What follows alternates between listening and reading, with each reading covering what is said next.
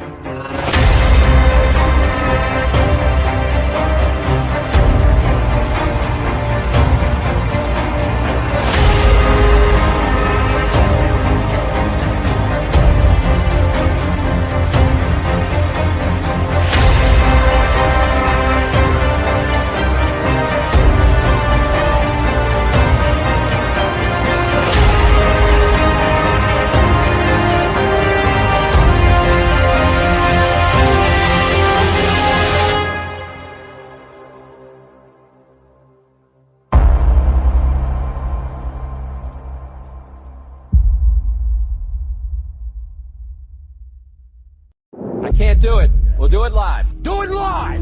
I'll write it and we'll do it live.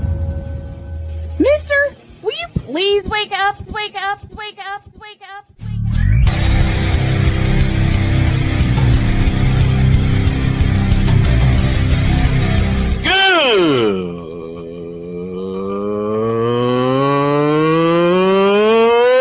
Good morning.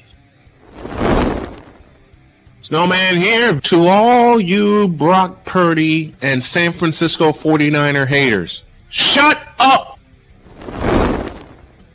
I gotta thank you, Shane. I mean, whatever happened to the games where breaking 100 points was, I don't know, unusual?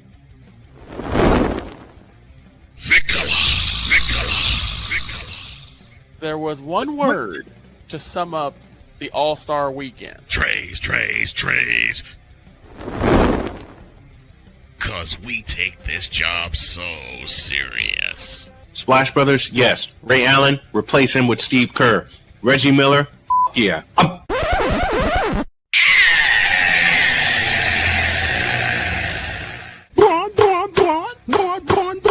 What in the all types of blue hell?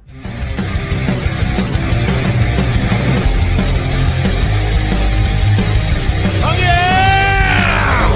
We're back, baby! We're back!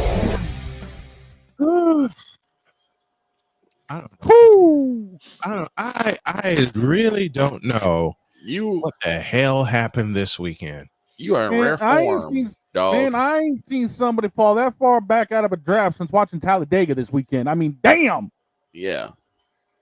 Here we go into a Monday. Good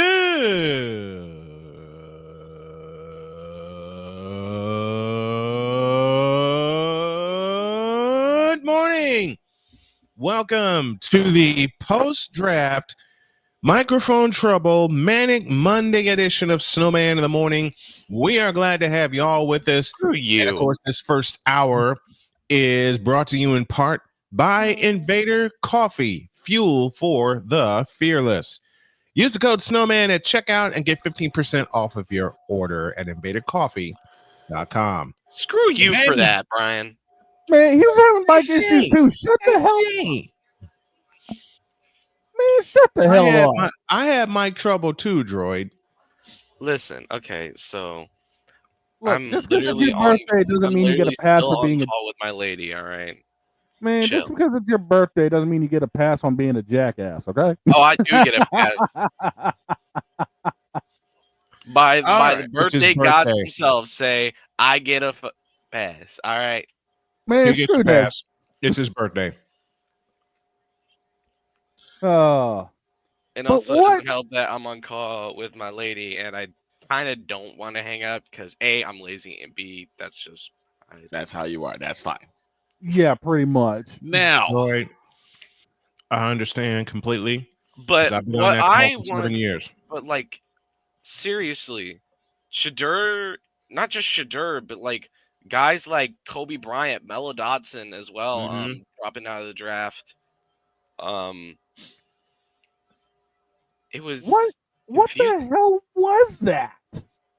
Well, All throughout the week, we're going to discuss all the happenings of the draft and get everybody ready for the 2025 season. This morning, we'll welcome Bill Schoenig, the recently retired voice of the Spurs. That'll be at the bottom of the hour. Ryan McCawfee will come at the top of the second hour. And of course, Jay Spivey will close up shop. Yes. What? The supervillain. The supervillain. The supervillain will join us at the bottom of the hour. First and foremost, I want to say a special thank you to the Pittsburgh Steelers. What the hell they do right for once in their life? Thank you, Pittsburgh. Because at the very least, the turkey of the draft is not the Dallas Cowboys. The bonehead decisions that y'all made us and the Cleveland Browns look better by comparison. Oh, we're going to get into all of that. So thank you for taking that weight off us. We really appreciate it. Speaking of doling out thanks, I'm going to dole out some thanks myself to Anthony Edwards and the Minnesota Timberwolves. I knew you were going to go there. I knew this was coming. And the biggest reason is Ant-Man for putting the Fakers on the brink. Yep. But they got one more game to get. And they will get it at the new Forum. I don't care about no LeBron, a guy named Devon. I do not care. T-Wolves in 5.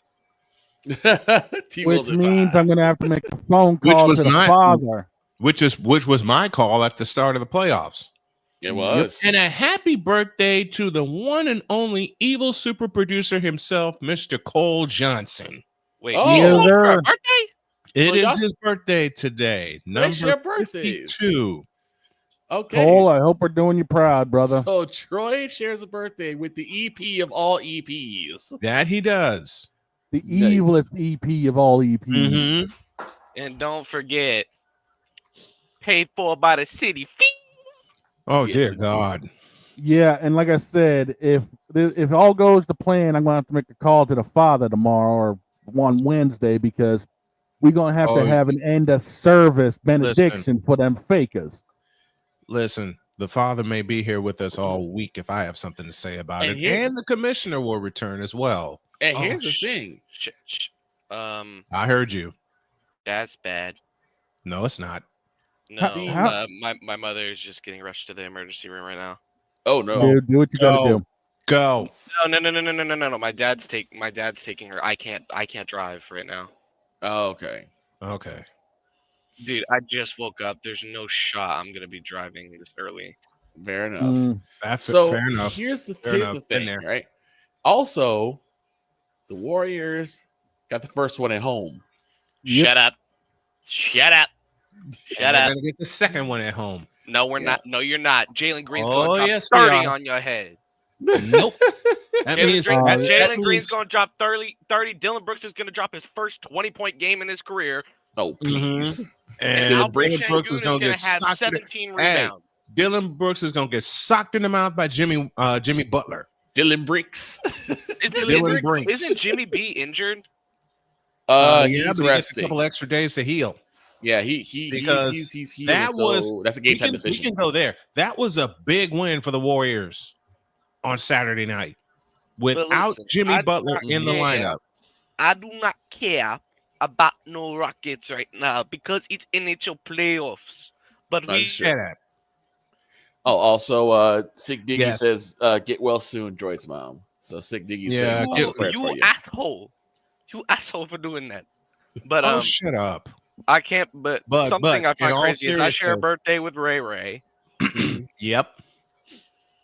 And then NHL playoffs is going on. The NHL playoffs are going to be Cray and Z.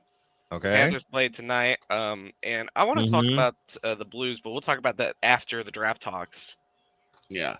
So why are you? What did the Blues get kicked out? No, the Blues are putting belt to ass at home against the Jets. Good. Let me tell you the combined total score by the Blues. Okay. Mhm. The Blues in their 2 games at home have, I think, 12 goals. Wow. The Jets combined in those 2 games, 3. Oh my God. Is one of those a shutout? No, One one was a was a 7-2 win. The Okay. other one was a 5-1 win. And that's the Blues led by Captain Braden Shen, the nightmare fuel for Shaner, and the last time he was able to possibly win a cup and lost. Oh, so are the Blues back? The Blues are so back, and Pavel Buchnevich having a hell of a playoffs, scoring a hat trick in that 7-2 win against the Jets. Nice. But we're not here to talk about NHL playoffs in this first hour. We're here to talk about now how in the hell, or as one of our buddies of the show, Chris Bass, says. Oh, you mean? I believe he is looking for what in the all types of blue hell was that? How do you all congregate together and be like, all right, so we're gonna let Shedur drop to the 5th round, right? Yeah, let's do it. Let's do it. You know what's bad though? And then the Browns are like, you know what would be even funnier? What if we draft Dylan Gabriel first? And I saw that prank call had droid. That had me cracking up. I saw that prank call droid. I'm going to tell you right now, there's going to be a lot of people after hearing that crank bell, like, you stupid. wanting to whoop somebody's ass. And yes, I just added that. You're all welcome. I'm going to be honest. I think if Shedur has a good camp and he makes that 53-man roster, they should start him. Well, the thing about it is, look who he's going up against. Brian, give me one quarterback he can sit behind and actually learn something from. Dylan Gabriel. Joe Flacco. Joe Flacco.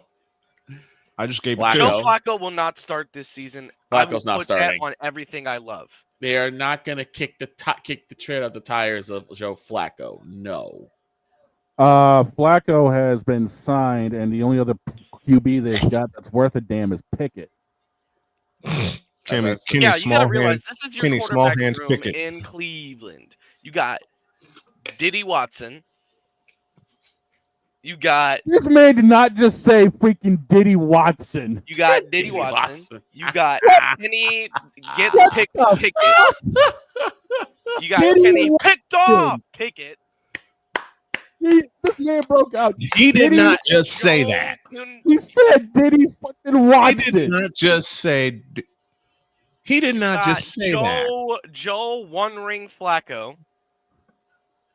Oh my God! You got Watson.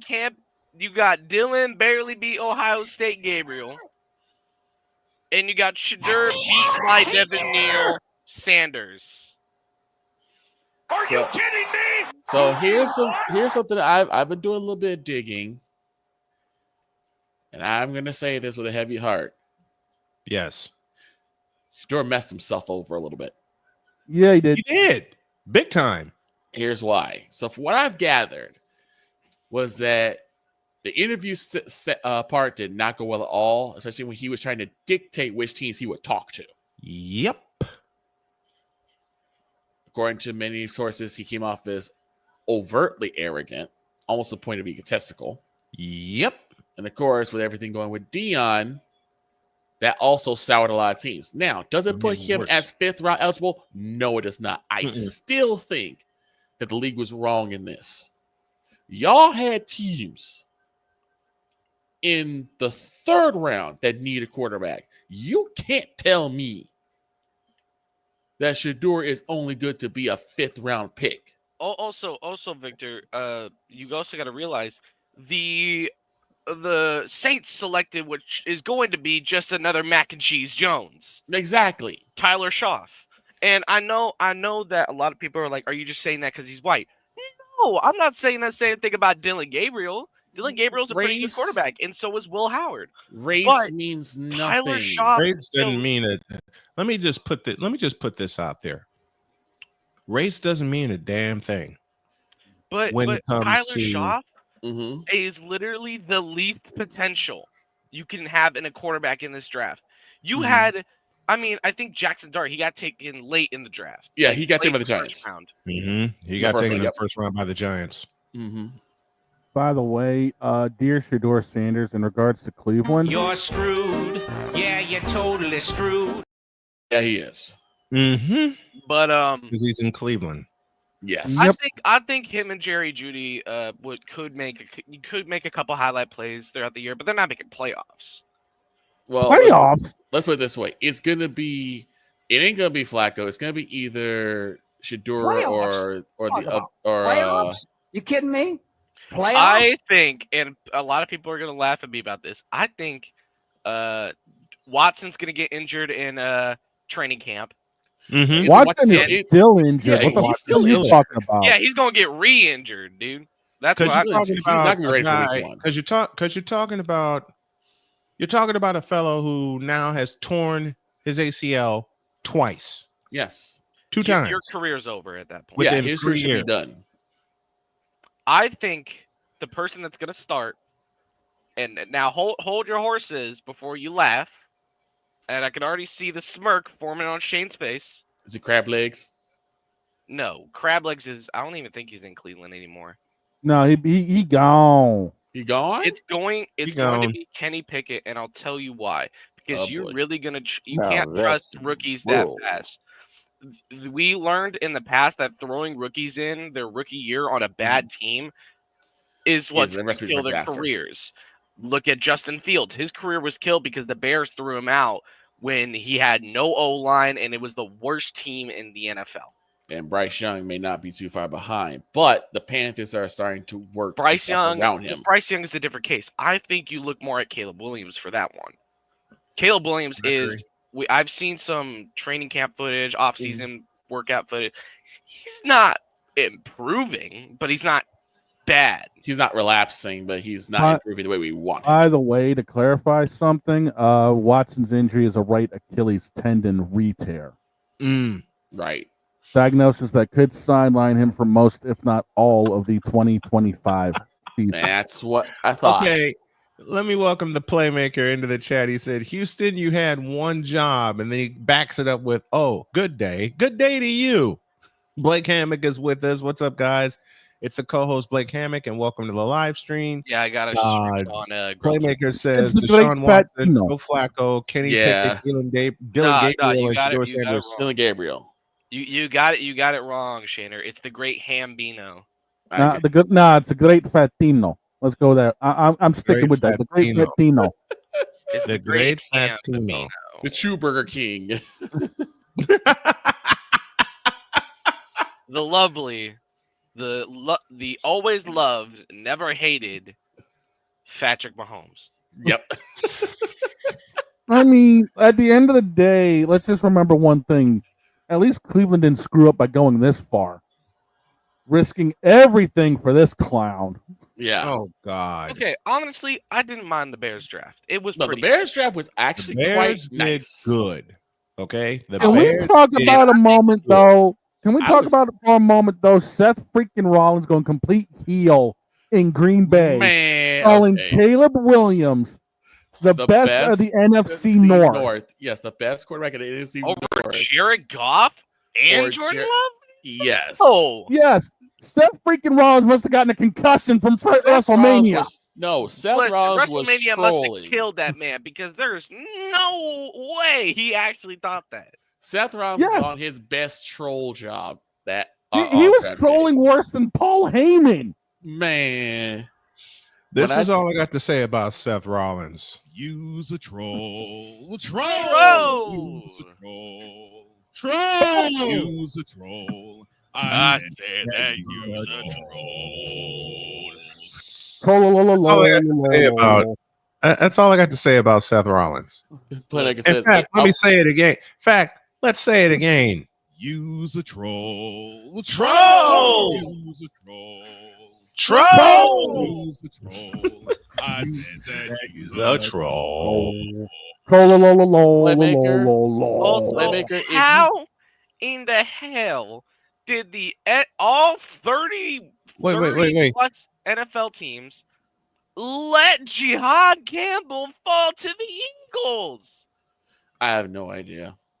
I don't want to talk about Best that. linebacker in the draft falls to the Eagles? What are we doing? No comment. No I got comment. nothing to say about that. Cowboys, what are we doing? Well, you mad What are you doing here?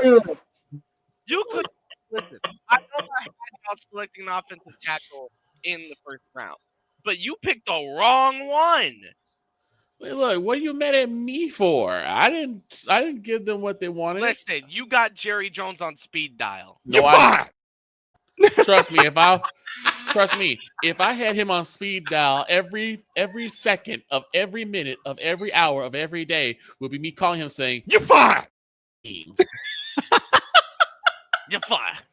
Please sell the team. Sell the team. Sell the team. Yes.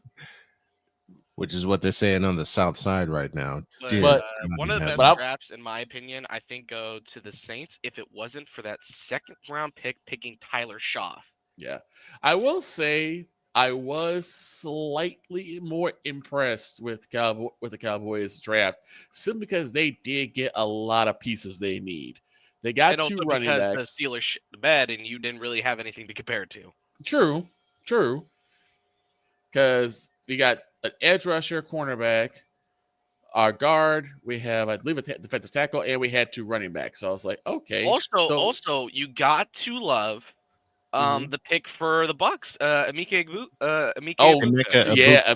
Oh my God, we talked about that on the draft. Stud receiver out of Ohio State. We talked about that on the draft. I argue he's better at being a receiver fundamentally than Travis Hunter.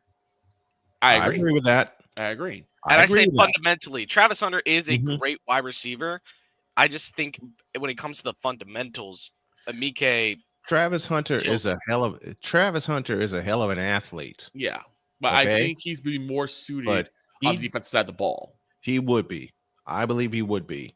And on top of that, as you said, Droid, Emeka Egbuka, fundamentally sound as a receiver. God. I also loved, a lot of people saw it as a reach, but I loved the Panthers picking Tatara McMillan. Yeah, it's time. Yeah. That was it may have seemed like a reach for a lot of teams, but that's a great pick. They need to get Bryce Young some weapons, and one of the best weapons in that first round fell to them. But I think personally they should have gone with Emeka. I just think one that pick. Emeka fits that the style of the Panthers a lot more, and Tatara McMillan fits the Bucks play style. Yeah. Well, we're going to find all that out come training camp. Yeah. But I will praise one pick made by my wife's Colts. Tyler Warren out of Penn State. Yeah, that was a good pick too. Somebody say Dallas Clark 2.0. I'm sorry, but I love Mo Alley Cox too much to enjoy this pick. Oh, I know you do, and I love Mo Alley Cox. Looking as a partner, problem is Mo Alley Cox is into his 10th season, and you gotta look at Tyler as a potential partner for Mo Alley. Two tight ends, baby, and that's why I like the Cortland Loveland pick for the Bears. Listen. I think the Saints are gonna have the best South running game. I'm gonna say we will see. And I said this on Thursday. The NFC South is going to be something to watch because it's going to be an air show. There were a lot of very impressive picks. I think one by of the NFC picks, South teams. I think one of the biggest picks from that Southern Division in both the NFC and the AFC, I think, is the steal of the draft. It's Devin Neal, running back out of Kansas. Yeah. A big boy running back who knows how to play dirty. Yes. And knows that he's here to do a job. And the funniest thing about that is that his family's Saints fans. He felt to the Saints. Okay, yeah, he felt to the Saints. He did. Yeah, that's going to be something. The NFC South is going to be a team. And you got to remember, he's going to be sitting behind a legend. Yeah. And Alvin, I don't care if you in front of me, I'm running you over. Kamara. Yeah. He ain't legendary yet, but I love Kamara, but he ain't legendary yet. I made a mistake on Mo Alley Cox. He is into his 8th season out of VCU, out of Virginia Commonwealth. But you got Tyler Warren in Indianapolis. You got Daniel Jones there also. A trade that Chris Deeks called months ago. And I gotta say, also the Niners did exceptionally well. Especially let's take a break. We'll talk to Bill Schoening, and when we come back, we'll break down the Niners portion of the draft. And brother, did they steal some picks? Snowman in the morning, back in the deuce.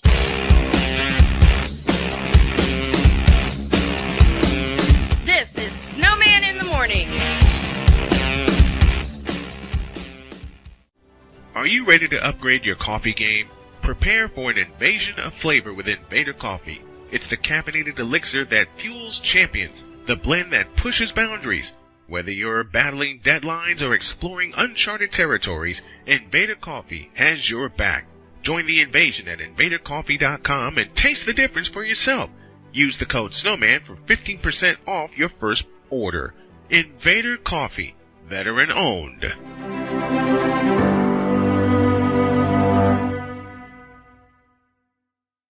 Join the transporter to Hades. Your butt and gut becomes one. Join the reformer of hooker whores. This is my daughter, Placenta Booty Johnson. Join the bronze god. Whenever you are in distress, take off your baseball cap and throw it in the air. Join your very own superhero of broadcasting, Chris Bass. So whatever color crayon they get, they palm it and do 2 circles, and that translates to I can beat up black people. As she takes you through the week's paces in Baseline. Live every Saturday at 8 a.m. Eastern, 7 a.m. Central, Pacific time zone people, just stay asleep when this is on live and just catch the recording. Oh, I'm sorry. Exclusively on the Chris Bass YouTube channel.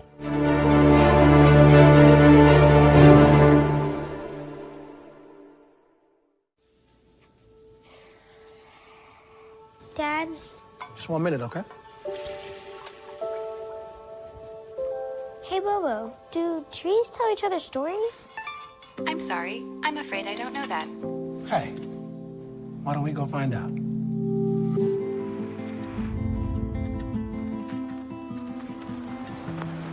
Listen.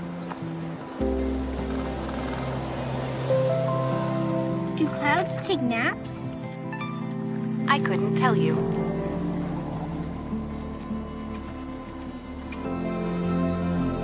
Can birds draw pictures?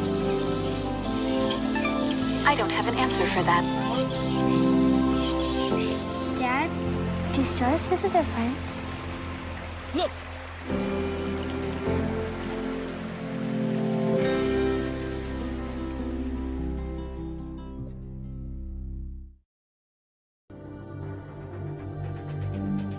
The spirit of battle is a powerful force. It's a force that drives us, pushes us beyond our limits. It's a fire in our hearts that fuels our determination, our commitment, our strive for greatness. Every challenge faced, every obstacle overcome, it sharpens our skills and fortifies our resolve. This relentless pursuit of excellence makes the journey so exhilarating. And the victory, it makes the victory sweet.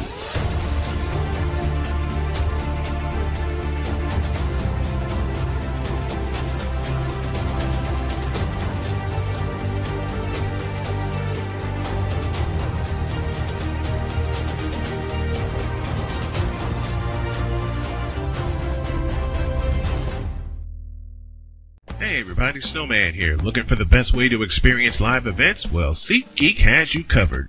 With just a few taps on your phone, you can find the best seats for concerts, sports, theater, and more. Don't miss out on unforgettable moments. Download the SeatGeek app today and get ready for an experience like no other.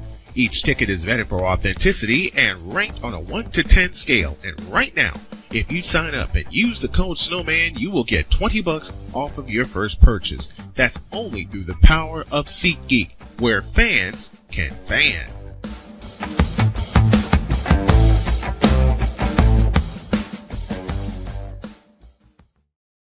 Mister, how do you operate this Twitter thing or this Instagram thing or whatever the heck? You're supposed to know all this stuff. Anyway, welcome back to the show. Welcome back to this manic post-draft Monday edition of Snowman in the Morning.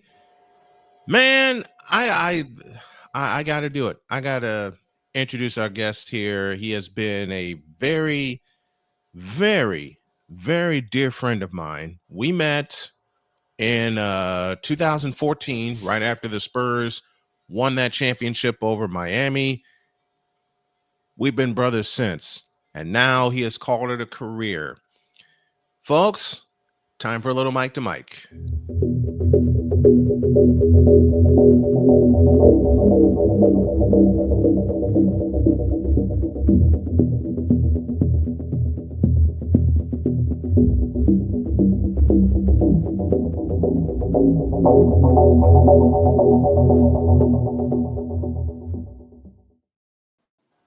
One of my brothers in broadcasting and in life. He's a little sideways here. We're trying to get everything together.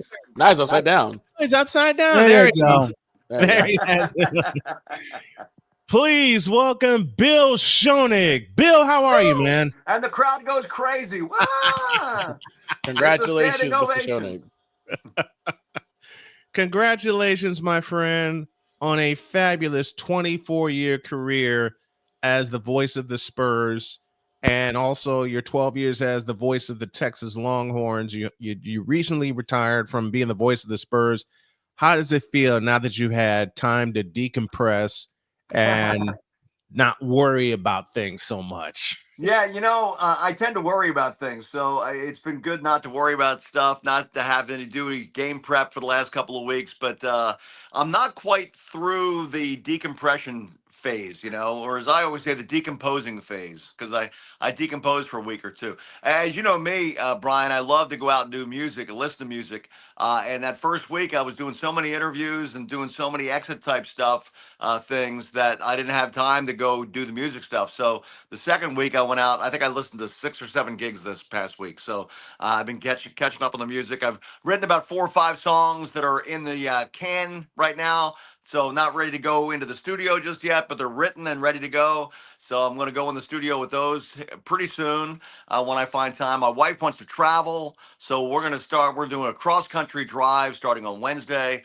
And then we're going to do Croatia and Slovenia in June because, as you know, Snowman, a lot of players now are coming over from that part of Europe. So Luka Doncic, of course, from Slovenia. We've had a couple of players in the Spurs from Slovenia through the years, Rasan Osterovic and Beno Udrih, and they tell me how beautiful it is. So I'm really looking forward to seeing that. So we're going to do a lot of that. A lot of music, obviously, a lot more writing. I've written 1 book. I probably have another book in me somewhere along the line. So I'm very, very thankful and blessed, though, Snowman, because I'm 66 years of age. So, but I feel healthy enough and young enough to be able to explore some other things, and I don't want to give up the play-by-play mic just yet. I think I'll do some football and maybe some baseball next spring. We'll see. I haven't really lined anything up yet, but I'm hoping I'll get some opportunities to do some stuff like that, just on a part-time basis, though. No more 82 games a year. No more of that. And extended it, the Spurs getting to the playoffs as they have in the past. So it could be as many as 97 or 100 games in a season, because I had a chance to follow Tom Dorr when I was in Chicago covering the Bulls, and of course y'all know my inspiration, the late great Jim Durham. Sure. So I had a chance to follow him and how. Well, I don't know if you know the story. I don't know if you know the story completely, Brian, but Tom Dorr is a very, very important part of my career. Tom Dorr hired me in 1989 at KLBJ in Austin. He was the sports director at the time. and I was at Sam Houston State, so it was a big jump up for me to go from Huntsville, Texas to Austin, Texas. And then shortly after he hired me, Tom got the job as the University of Missouri play-by-play guy. So he left shortly after he hired me, and I kind of assumed his role. I went into the sports director job. So all of a sudden, I go from being at Sam Houston State to the University of Texas. So that was a big meteor. I was an overnight success. It took me 10 years to get the KOBJ after working small markets. But so, yeah, somebody wrote an article about me. I was an overnight success. I said, not exactly. It was 10 years in the making. I had to kind of pay some dues to get there. We in this business, we all do. What was it like being the voice of the Texas Longhorns, a position now held by a mutual dear friend of ours, Mr. Craig Way, who's always on the go? Love listening to him. But what was it like being the voice of the Longhorns?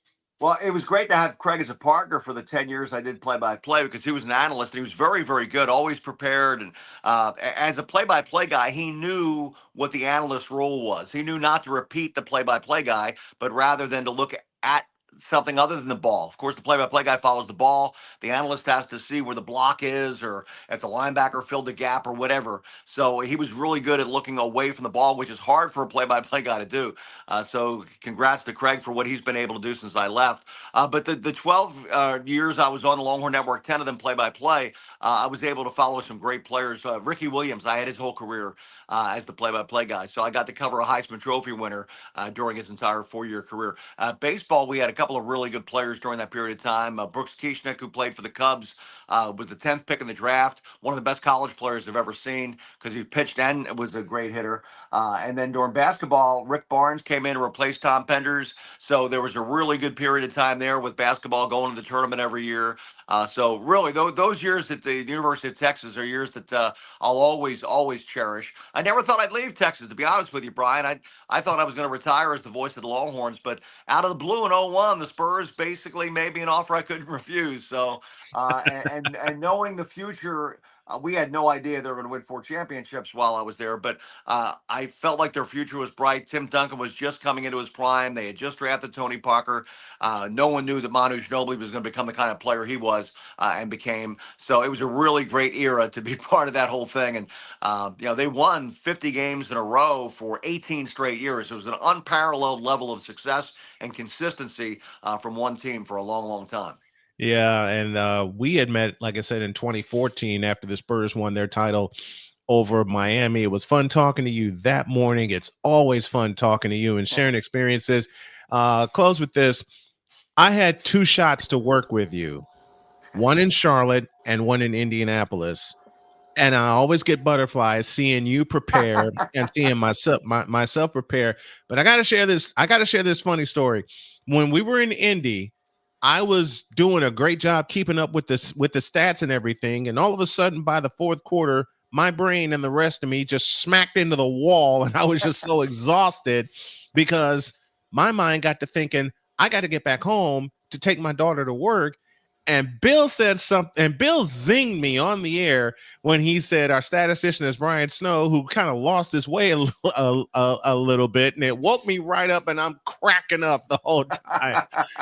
That I've had so much fun following your career. I cherish the moments we shared together, and the 2 times I had a chance to work with you. You've always been a good brother to me on and off the mic. And Bill, I just want to say, I appreciate you and the kind words, but don't keep saying things in past tense. I've tried to tell people over the last couple of weeks, I'm retiring, but I'm not, I'm not going away. I hope they're not digging a hole for me somewhere, So, no, not at all. I want to stay active. I hope they still do some games. I hope they still show up on occasion, maybe get an occasional if you do some call. games, you better let me know which games you're doing so I can tune in and listen to you. If I need a snowman stat man, I got one, right? So, and Brian, I might write another book. I got more stories that I haven't told and more experiences. So hopefully we'll keep this going for a little bit. Absolutely. Bill Schoenig joining us here on the program. Bill, always a pleasure. I love you, and I hope to talk to you again very soon. Amen, brother. Good to talk to you. Good luck to you, Stowe, man. Keep it going. Thank you. I appreciate it. Thank you. All right.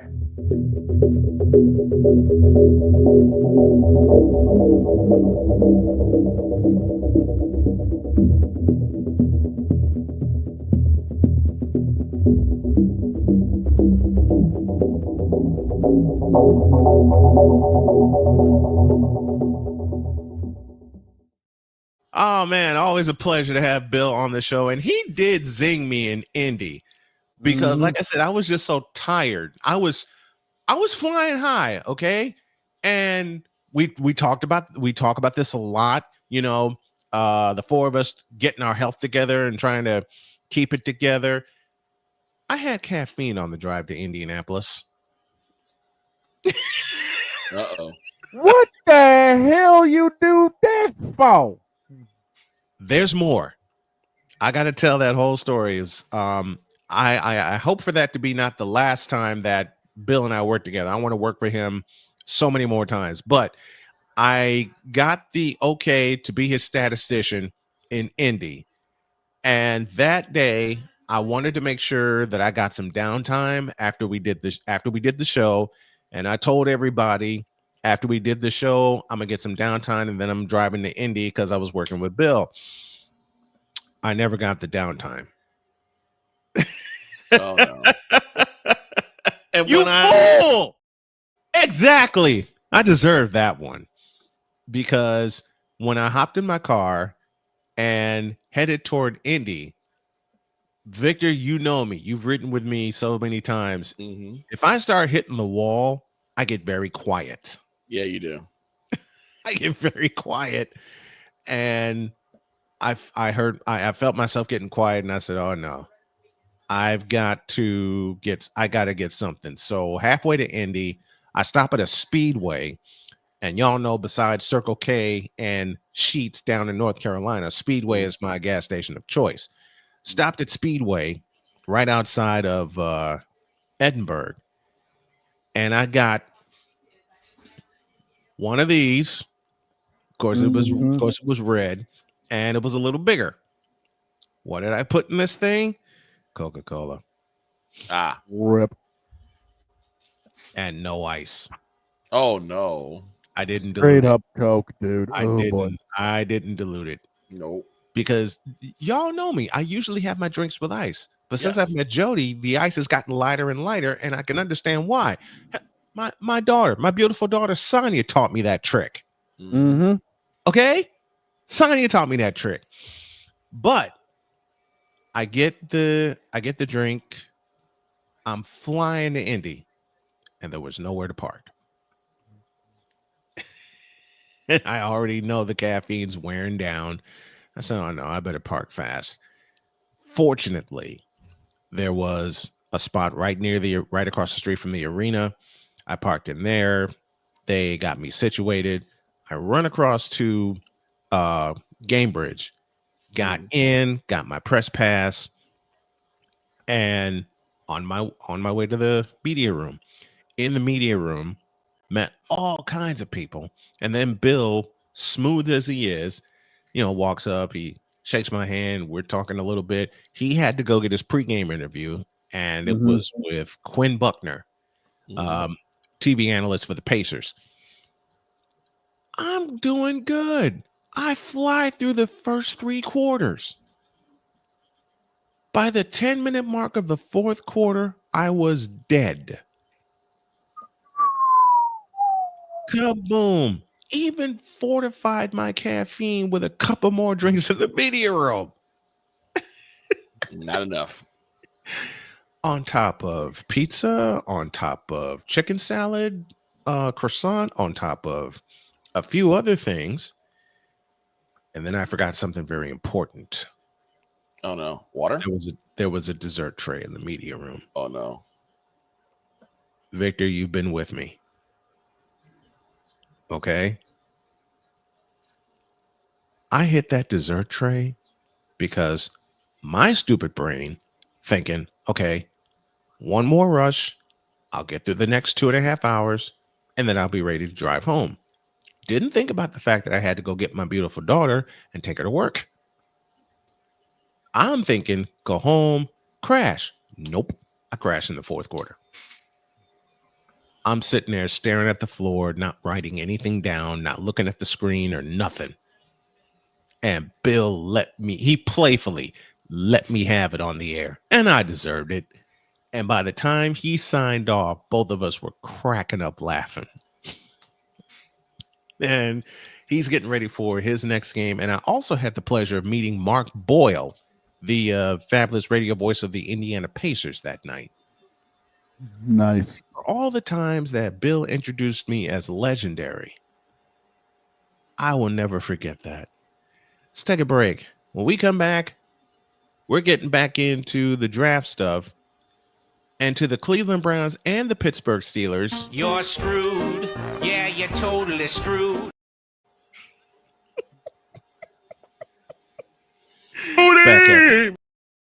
Yes, and that's how they drafted. Back after this.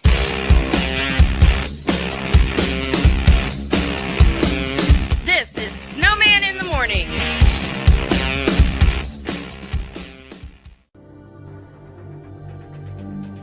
The spirit of battle is a powerful force. It's a force that drives us, pushes us beyond our limits. It's a fire in our hearts that fuels our determination, our commitment, our strive for greatness. Every challenge faced, every obstacle overcome, it sharpens our skills and fortifies our resolve. This relentless pursuit of excellence makes the journey so exhilarating. And the victory, it makes the victory sweet.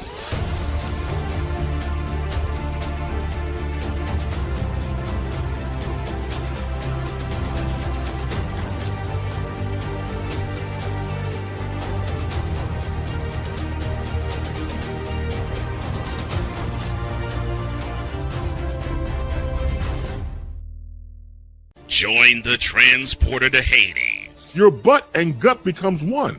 Join the reformer of hooker whores. This is my daughter, Placenta Booty Johnson. Join the bronze god. Whenever you are in distress, take off your baseball cap and throw it in the air. Join your very own superhero of broadcasting, Chris Bass. So whatever color crayon they get, they palm it and do two circles, and that translates to I can beat up black people. As he takes you through the week's paces in Baseline. Live every Saturday at 8 a.m. Eastern, 7 a.m. Central, Pacific Time Zone people, just stay asleep when this is on live and just catch the recording.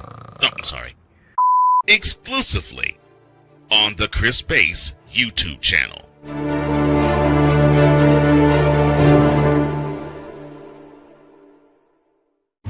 Here's an important message from the Diabetes Solution Center. Do you like pricking your fingers to test your blood sugar levels? No one does, but it's important to maintain your health. And now, by wearing a small remote device called a continuous glucose monitor, or CGM, you don't need to prick your fingers anymore. It's easy to use and helps you make more accurate diabetes treatment decisions. If you are testing your blood sugar 3 or more times daily, injecting insulin, or using an insulin pump, call the Diabetes Solution Center right now. And if you have Medicare or most major insurance coverage, you may be able to get a new CGM at little to no out-of-pocket cost. Shipping is free, and we'll even bill your insurance company for you. If you are testing your blood sugar 3 or more times daily, injecting insulin, or using an insulin pump, call the Diabetes Solution Center right now to learn how to end the painful finger sticks and get your own continuous glucose monitor, or CGM, at little to no out-of-pocket cost.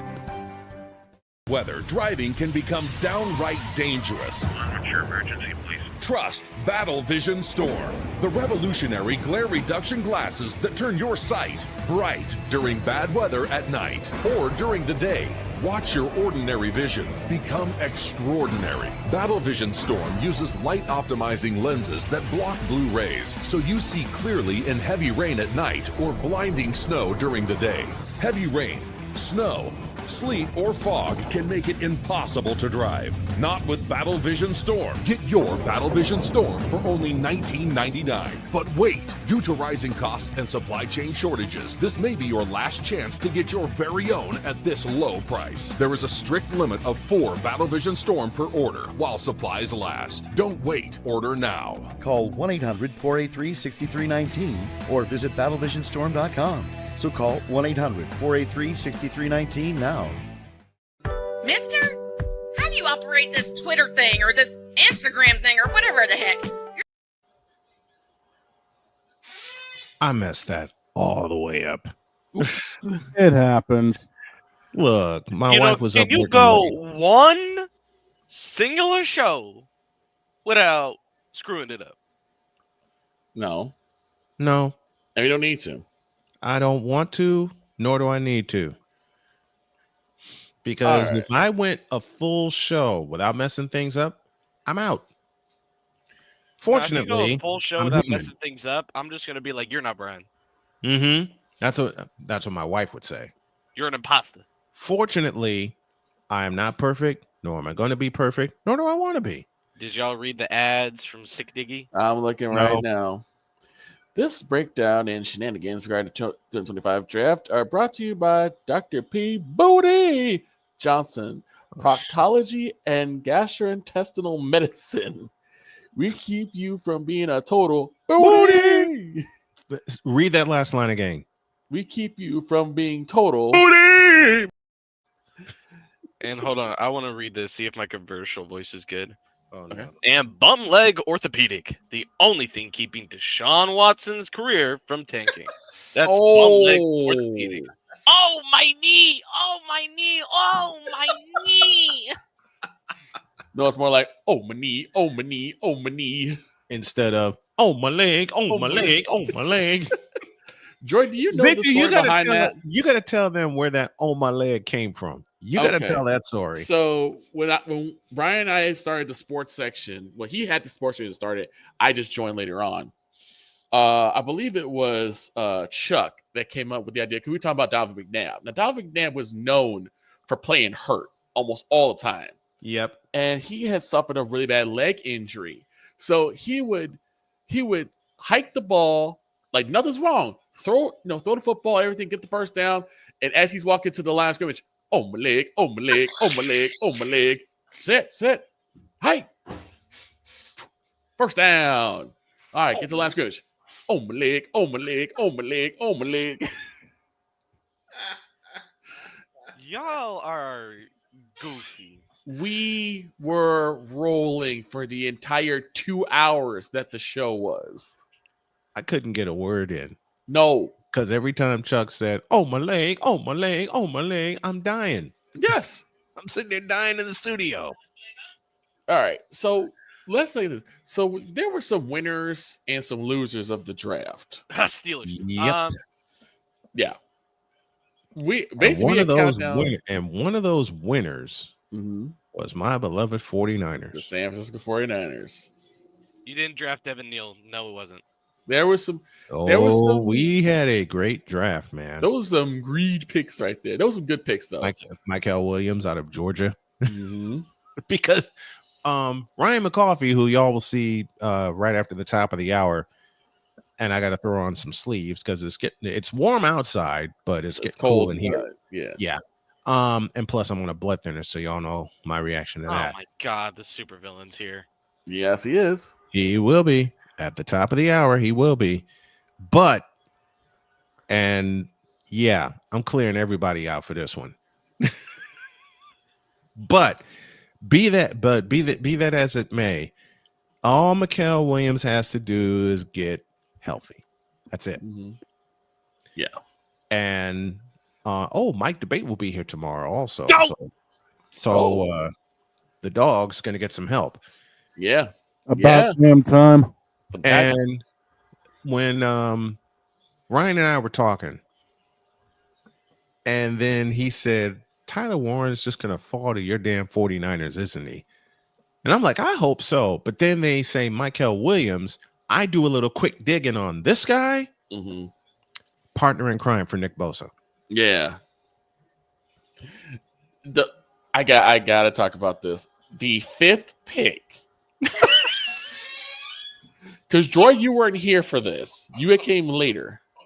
Oh yeah. So okay, hold on. I know about his pissed offness. Yes. Let me just pull something up. So this document, I remember we showed it on Snowman in the Morning. And it has not been edited since March 3rd. No. Yep. Not touched, not anything. Mm-hmm. Now, let me show you this, folks at home. It's the mock draft. Remember this? Yeah, I remember. Let's take a quick little peek at that first round. Yes, please. Who's at second? Max, yes. Mr. Graham. Mason Graham. Mason Graham, defensive tackle out of Michigan. And look who's at fifth. Travis Hunter. Wide receiver out of Colorado, Travis Hunter. You had Cam Ward going to the Giants. Why? I told you that they needed a quarterback, and I thought the Titans didn't need a quarterback as badly as everyone thought, because you still had a year left on the Levis experiment. No, the Levis experiment is now over. Yeah, they're kind of done with that. And the only reason Ashton Jeanty was going to the Saints was because I was not about to put him in my mock draft to go into the Raiders. I had y'all drafting Will Johnson, a corner. Mm-hmm. That, of course, did not happen. I'm afraid what you had us draft. Who do you have the Cowboys draft? I look at this now, and I was stupid and more stupid. Stupid. Did you say stupid? Stupid. And I still even had Xavier Watts being a part of that greed for the Eagles. Right. I knew they were going to get somebody who was greed. And they just ended up getting Jihad Campbell because for some reason the Texans were like, oh, here's our pick. Right. The thing is, with Travis Hunter was part of a trade. Because the Browns traded down to the 5th pick. Yep. Shedur Sanders sitting right there. Right there. Sitting right there because they needed a quarterback. Yep. And then they draft Mason Graham. We all died laughing. They lost it. When I said it to this, I'm like, dude, I predicted that, and he was like, no, you did not. Yes, he did. When I said we were telling him, yes, that you did. We were telling him because I had the fastest feed, so that was going off local television. Mm-hmm. When I gave the selection, the first thing they said was, "Don't get beat up. Don't get beat up." He did. And for those of you who missed our coverage of the draft, you can log into youtube.com/@snowmanmultimedia and check out the replay. Bay lost it. He went in. He went in, and then he went off. And he went in and out and all around. It was tail to pass for Bay because Bay was mad in the very beginning, but was laughing after pick number 21. Oh, Jesus. What? Okay. I know that I should know the answer to this, but what the hell was that? Steelers. I get that, it was probably the worst man in existence, a.k.a. the worst coach to ever coach in that NFC North. Yep. A.k.a. Mr. Mike Tomlin, Mr. We do not care. He really didn't care about winning. Because you drafted who? Holy Jesus. Holy cow. That was crazy. Making me feel like Snoop Dogg out here. Who? Exactly. There were three individuals that we call basically the losers of the draft. One was the Browns. AFC North. The second was the Dolphins. AFC East. Because the Dolphins also needed a quarterback. The Dolphins messed all the way up. Yeah, to take take some pressure off of Tua. Derek Harmon. Derek Harmon was Derek the Harmon. Steelers pick. Yeah. The Dolphins need a replacement for Tua now. Yeah. We were talking about that. Because now, anytime Tua's on the field, it's a scary situation. Mm-hmm. Yeah. We were talking about that. All right, we got to take a break. When we come back, I got to throw on some sleeves because there's going to be some ice delivered in the form of Victor. Coffee. Say the way you usually introduce Ice in terms of the international Irish Italiano es super villain espresso McCawfee. Cue the Spanish guitar. Smash.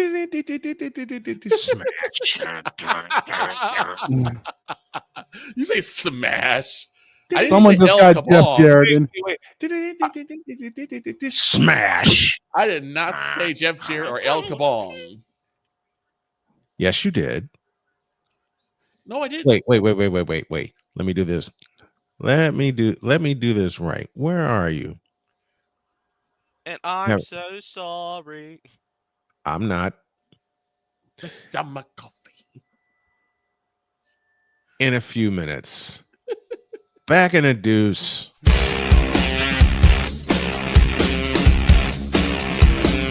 This is Snowman in the Morning. During bad weather, driving can become downright dangerous.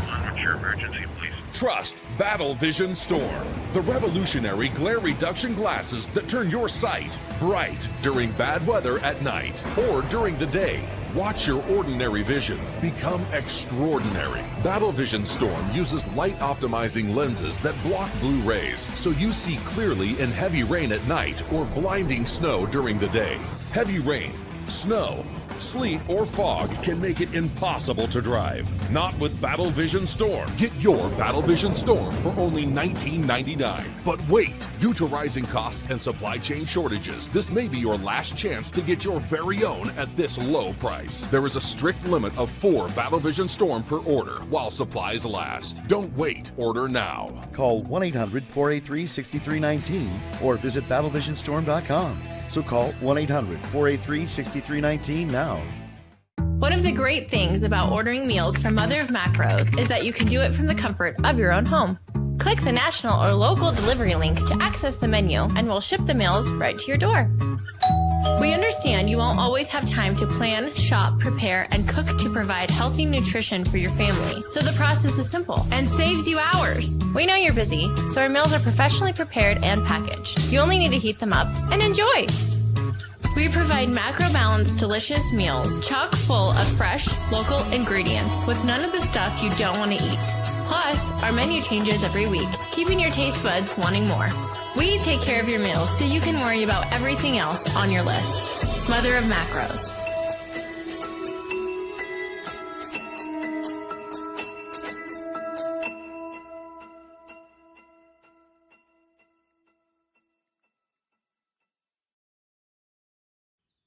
Jason, let's go see your room.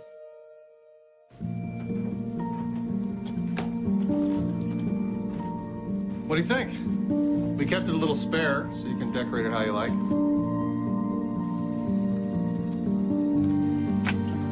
Dinner! Go?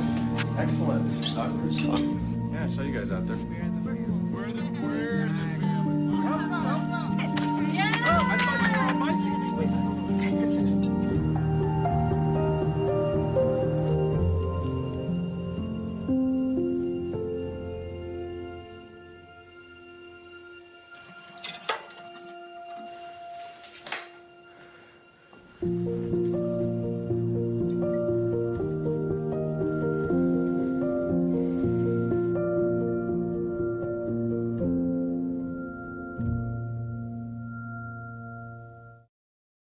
SeatGeek is the ticketing app for fans like Boomstick Lady.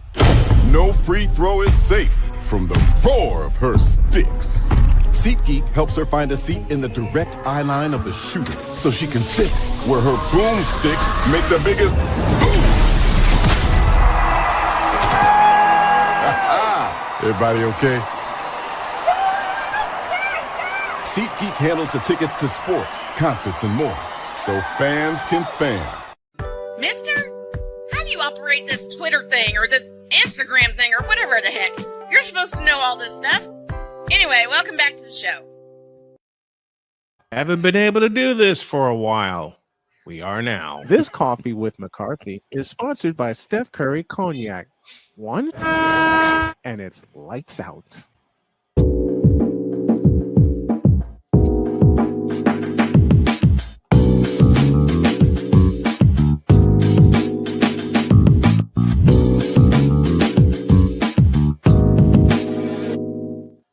remember. Ryan McCawfee is back on his slot on Monday mornings. Good morning, my friend. How are you? Good morning, security. How are you today? I remember that. My son used the same line on me. How you been, man? You been all right? Yeah, been all right. Been busy with the podcast. Been busy with work stuff. It's just been busy. But you know, I'm happy to be back. Even though our segment's being it's being pre-recorded, but that's okay. You know, I'm happy to be back. It is. That's why I got up. That's why my wife woke me up this morning. She says, "You got a segment to record before you go on today." Okay, and I totally forgot because exactly. I totally forgot because she's the one that put it in the calendar. I'm getting better with calendars. As we happy spouse, happy house, snowman. Exactly. Yes, indeed. Exactly. And she's one of the best. All right, let's get to it. The draft happened this past weekend. All kinds of chatter about the draft happened, well, all the way up till the draft. Let's just be honest. Your initial thoughts on the happenings? You know, coming into the draft, I had a little bit of fatigue.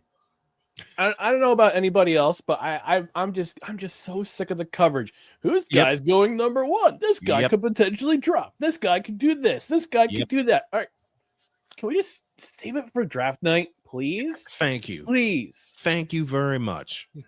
That's what I led the show off with in my Snowman's Take, and as to why I don't do a mock draft. It's overwhelming to be nice, but it gets way over the top. And if anyone watched night one that I covered here on my channel, the showmanship has got to quit.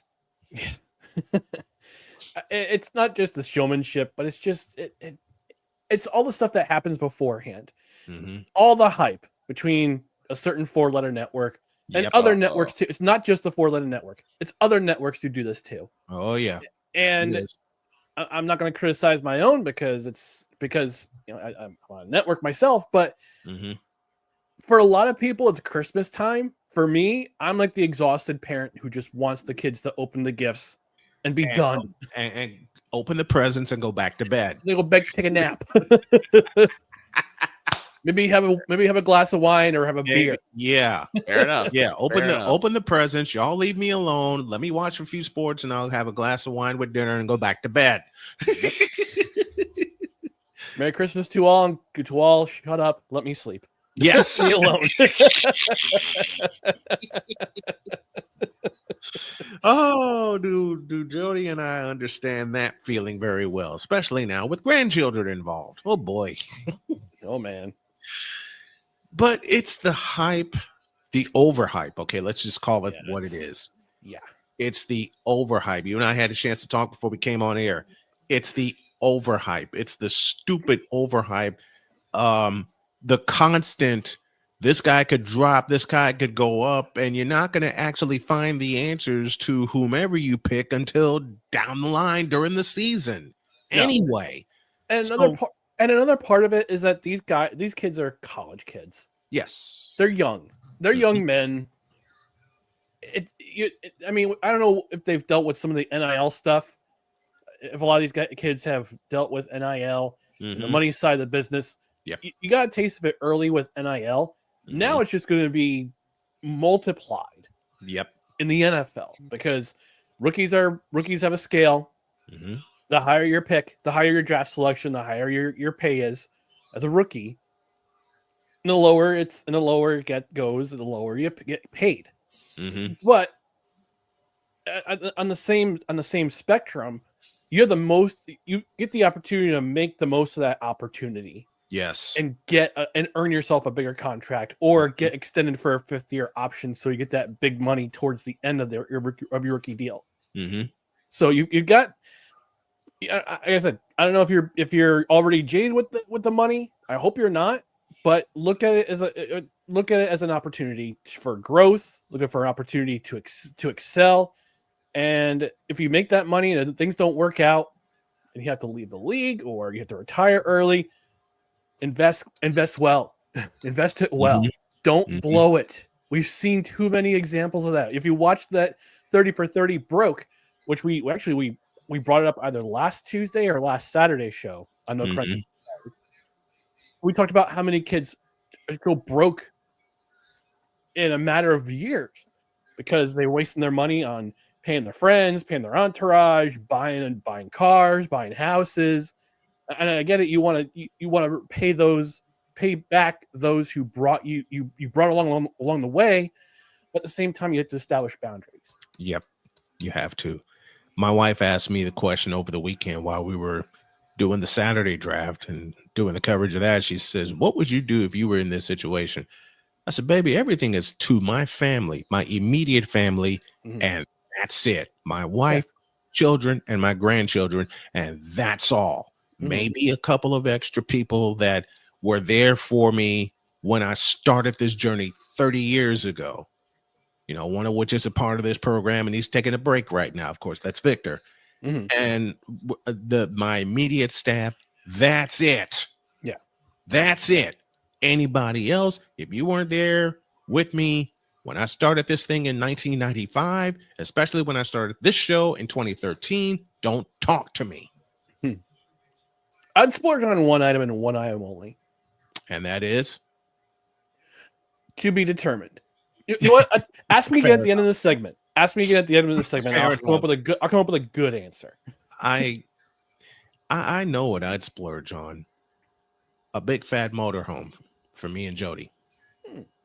I'd splurge on that. I'd make a solid. I'd splurge on that for me and the wife.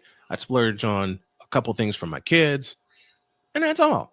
The rest of it, you know, hand it to Jody. You know better than I. Invest this, and I trust you, and that's it. Yeah. I mean, it's like with it making a big money contract or winning the Powerball or winning the lottery. You know, you can't blow it. You can't blow it all. No, you can't blow it all. You have to. You can splurge on one thing, maybe one or two things. That's it. That's it. And then the rest of it, put it away. Put it away. Put it away and let it accumulate. Yep. Speaking of blowing it, what the hell did the Pittsburgh Steelers do on Thursday?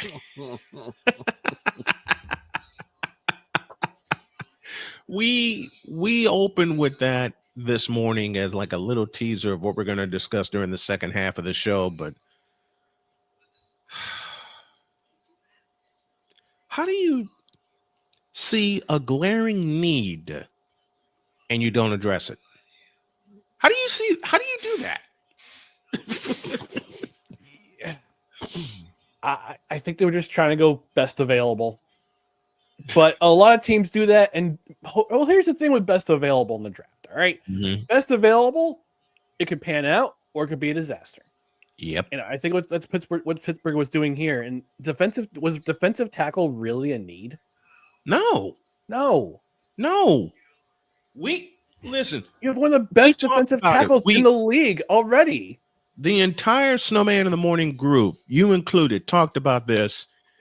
The glaring need for the Pittsburgh Steelers was a quarterback. QB1.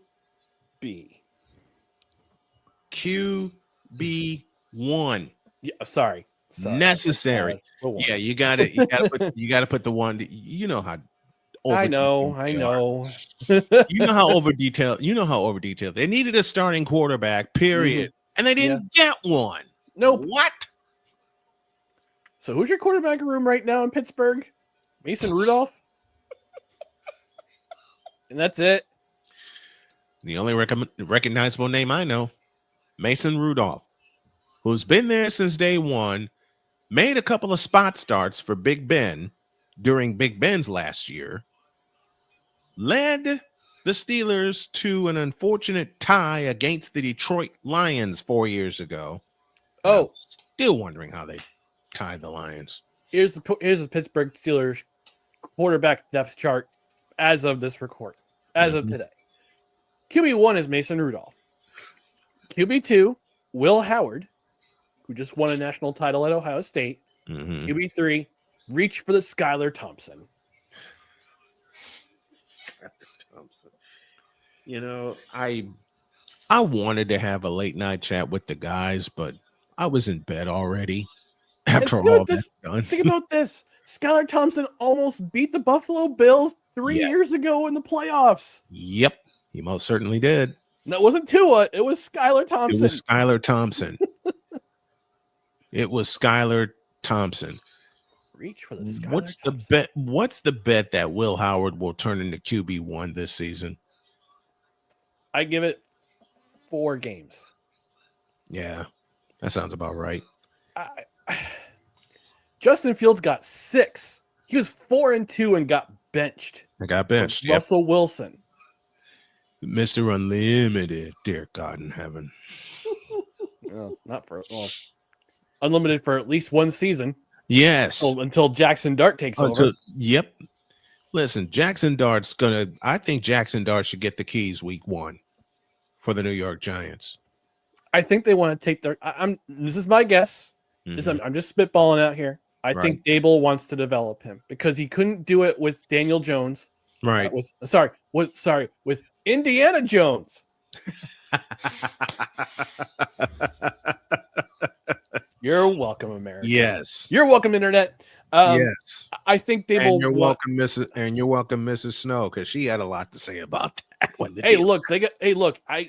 They get someone that is. I'll say this: the Colts get someone that's established, and got his fair chances in New York. Led the Giants to a playoff season, 1 playoff season, and 1 playoff win, and then on a team whose quarterback room is in disarray right now because we don't know what the hell's going on with Anthony Richardson. I think that's the stability that the Colts need, and you get him while he's young, also. Yes, because I was talking about this with my co-host Dustin today on Sunday. We talked about Sam Darnold. He's a Seahawks fan, as you know. Yes, and the fact that Sam Darnold got himself a nice bag of change in the offseason in free agency. Sam Darnold's rookie year was 2018. He's only 27 years old. He's 27. But it feels like he's been in the league forever. Isn't it? It's the weirdest thing. And this is his 5th team. You can say the same about Daniel Jones. It seems like he's been in the league forever. I watched his final game at Duke. Let me correct myself. His 5th team.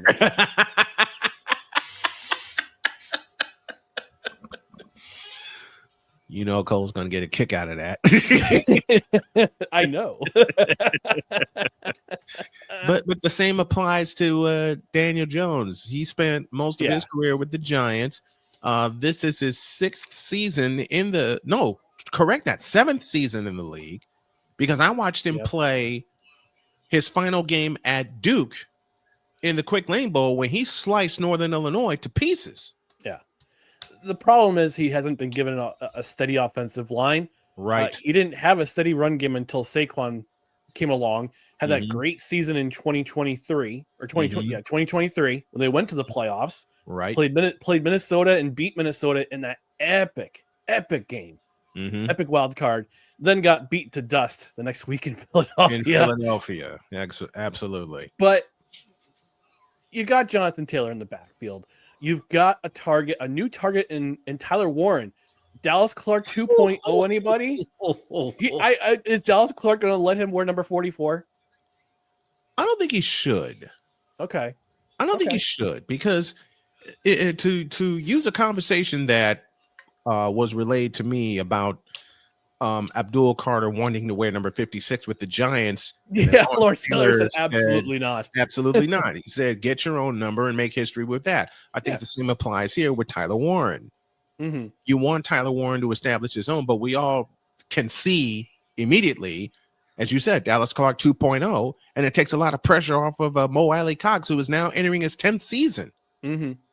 Yeah, they needed to fill that need. I was honestly secretly hoping that Tyler Warren would go to the Jets at 7, but at the same time, I knew they needed some offensive line help. And if they didn't address it in the first round, if they had selected Warren in the first round, they weren't going to get that stud at right tackle in the second round.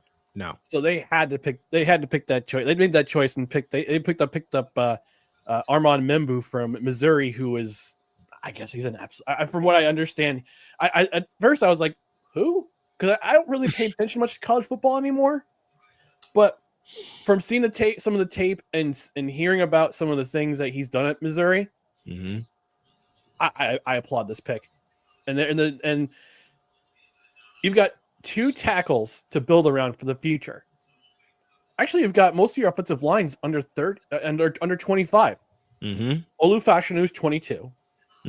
Armand Membu's 21. Joe Tippmann is, I think he's 23. Lajaver Tucker's 25. And you got John Simpson, who is a veteran in the league, but he's still, I think he's only 28 or 29 years old. So you're building for the future right there.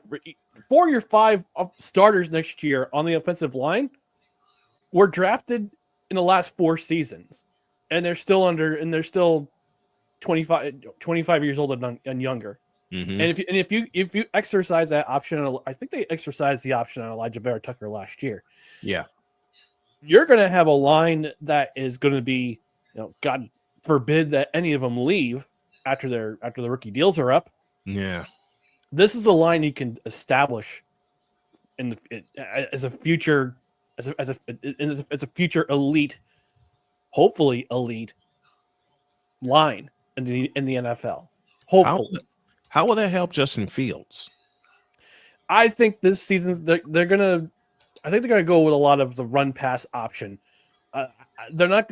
I don't think he's gonna be running for his life like he was in Chicago. Thank God.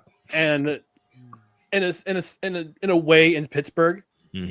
But he's definitely not gonna feel like he's gonna be in Chicago, where he's gonna have to basically run around and literally run to keep the Bears or the Jets in contention. Run and make stuff up at the same time, which is by the way in Chicago.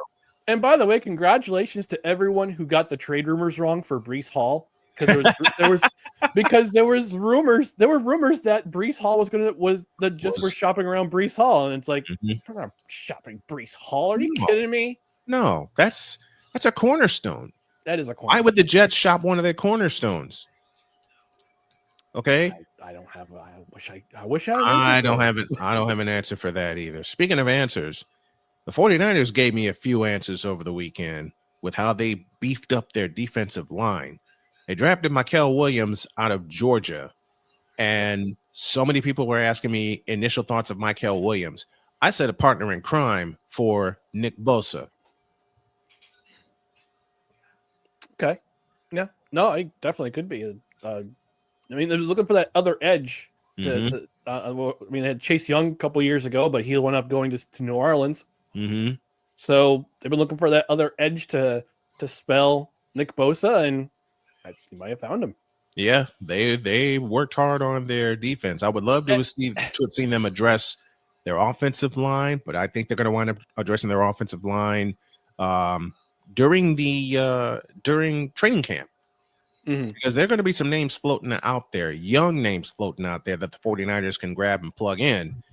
And of course, you got the quarterback with Brock Purdy. That's already taken care of, and they're going to take care of him. They were poached in the free agent market. They were poached, but a lot of those holes got filled immediately this past weekend.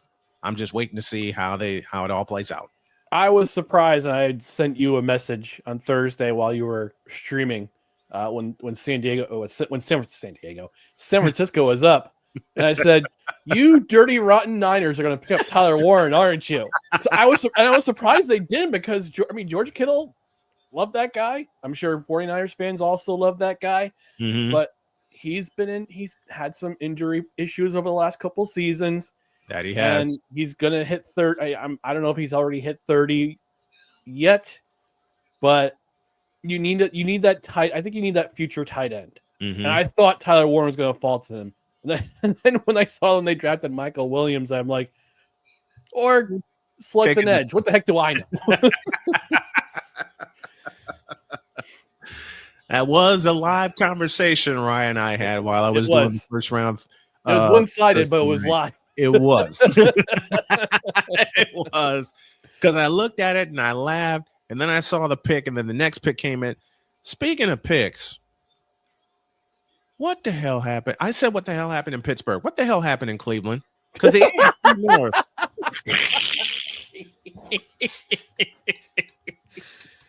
Cleveland did so good until the third round. Yep. Then the fifth round, not the fifth, but the fifth round came along, and you drafted another quarterback. And I said to myself, okay, so we did a discussion on Shedur Sanders' free fall. Yes. And I said, and I had said it's not about race because the black quarterback got taken number 1. Right. Not about race. It's No. not, and whoever says this is all about race, this is all about race. No, shush. Well, you know they're still going to be saying it. Of course they are because they need the clicks and the views. They need the clicks, they need the views, and they need the attention. Yeah, you're just desperate for attention at this point. That's all. That's it, and that's all. I think a lot of it had to do with coaches. If a team drafted Shedur, that tells the head coach, this better be a great year, or else I'm out of a job, and it's hi. Can I speak with Coach Sanders, please? Thank you. Yes. Right away, because that's the only coach that Shedur has ever had is his father. So now you got a quarterback room. This is the quarterback room in Cleveland. Deshaun Watson, although he's not playing this year because of two torn Achilles tendons. 2 of them. Two. Dos. Duh. Zwei. I think it's Zwei. Deshaun Watson. Joe Flacco, who they should have never let walk out. Never let go. Should have never let him go. Kenny Pickett. Dylan Gabriel. And Shedur Sanders. Now, why did you pick 2 quarterbacks? Because it's Cleveland. Or the rate, yeah, because it's Brown's Cleveland. going to Brown. Brown's going to Brown, absolutely. And especially given the fact that after they selected Dylan Gabriel, the race uproar went upside down. Yeah. That's what, well, it's like I said, it was never about race. Part of it was NFL coaches fearing that, my job's in jeopardy because they're going to bring in Dion. Although Dion has said he's committed to Colorado. Yeah, we'll see how long that lasts. We'll see. We will see how long that lasts. But I also think another reason for it is because of just hype. It's hype between I think Dion just hyped Shedur up so much. And yes, he's very accurate at Colorado and Jackson State. He's accurate, shows a strong arm at times. But there were I guess there were some rumors about his interviews. I think the Giants interviewed him, and they said that Dable had sent him like a pre-package to go over what packages they have, and he was woefully unprepared, which is why they picked Dart over Sanders. Failure to plan is planning to fail. Failure to prepare is preparing to fail. John Wooden. And Shedur Sanders. Wayne Gretzky. Shedur Sanders. From a football standpoint, and you got to include the combine, the pro day, and the interviews. He didn't even do a combine. He wasn't even on the combine. I believe that cost him. I think that's part of the reason. That could be part of the reason why it cost them. I'm inclined to believe that really cost him. Because if you do a pro day and you let the scouts see what you can do, and they make their judgment off of that, instead of off of game tape that is now already old, especially their last game when they got smacked by BYU in the Alamo Bowl, and a couple of coaches have gone off of that tape. But it's still old tape. At the same time, you don't do the combine and show that you have recovered from that bad loss at BYU. You're just leaving a lot of questions, and you got no business leaving all those questions either. And now you're in Cleveland.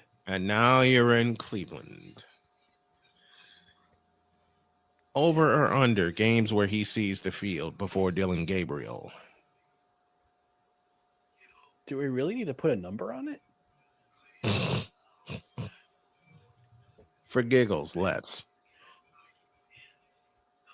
So you're asking how many games he'll start compared to Dylan Gabriel? Yep. I'm going there. I'm going all the way there. I want to hear your number.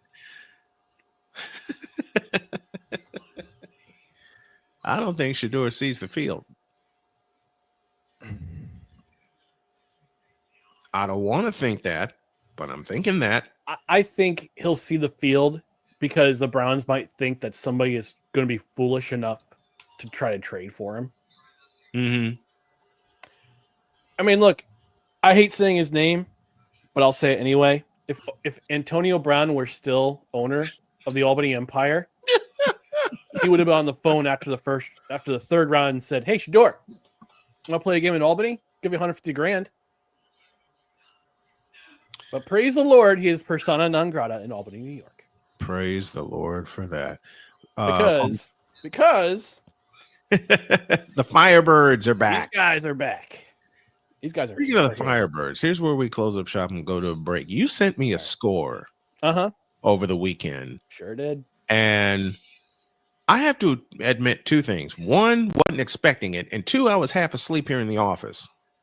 When I looked at that score, I thought I was dreaming. It was a real score. And I said, what? Yeah, and you confirmed it. And like, that's the score. That was the score. Yow. And I'll tell you what happened. So I did a little digging. This was actually this was before and during no credentials required on Saturday. All right. Come to find out that the owner of the Corpus Christi Tritons and their players are at loggerheads about salary. Apparently they have not been paid in weeks. Holy cow. So the players who were on the roster, that includes former Albany Firebird, Darius Prince, wide receiver, and former Albany Firebird and Albany Empire member, I forgot his first name, Hollis. I'll say Darian Hollis? I can't remember his name. Anyway, they said, we're stating on principle. We want to play, but at the same time, we haven't been paid in weeks. We're not gonna play this game. So Corpus Christi had to crispy. I don't know. They were crispy. They're crispy now. Yeah. They had to bring in replacement players to play in this game who had like maybe a handful of hours to prepare against a team that had been squashing opponents. Because look, badly. Let's look at the Firebird schedule real quick. All right. Yes. They're 6-0. They're now 6-0. They're playing their last 4 games of the season at home in the friendly confines of MVP Arena. Let's take a look. This is their scores in all 6 wins. Week 1, 78-20 over Southwest Kansas, and I guess Southwest Kansas has gotten better since, but we'll see if we'll play them again. Week 2, 42-34 against Nashville. That is the 8 points. The 8 points is the lowest amount of points they've won. Following week, 57-27 against Salina. Oh no! Following week, 62-24 against Billings, who they lost to in the Arena Football Championship last year. I guess that 42-34 game really woke them up. I tried to watch that game, and Nashville was tough that game, but Albany got the job done. The week after that, they traveled to Billings, Montana, and beat Billings 39-7. And then the following week, and then they traveled to Corpus Christi, Texas, and they beat the Tritons 100-12.